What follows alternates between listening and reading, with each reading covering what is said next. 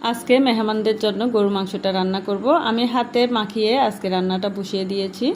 এখানে আমি মাংসটা নিয়ে নিলাম, তারপর তেজপাতা, এলাচ, লবঙ্গ, দারচিনি যা যা লাগে দিয়ে দিলাম, আর অনেকটা পেঁয়াজ কুচি দিয়ে দিয়েছি, আর আদা বাটা, রসুন বাটা দিয়ে দিয়েছি প্রায় 4 চামচের মতো।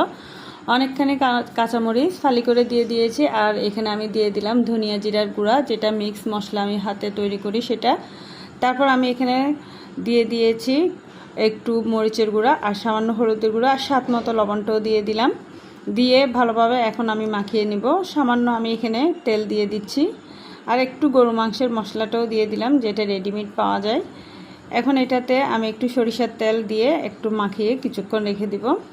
এভাবে হাত দিয়ে গরু মাংস মাখাটা কিন্তু অনেক মজা হয়। আমি তো প্রায় সময় এভাবেই রান্না করি। তো আজকে প্রেসার কুকারে বসিয়ে দিব, তাই আগে থেকে গরু মাংসটা আমি এভাবে ম্যারিনেট করে কিছুক্ষণ রেখে দিয়েছি। তো এই যে রান্নাতে চলে গেলাম, এখানে আমি কিছু রসুন কুচি দিয়ে দিয়েছি তেলের মধ্যে।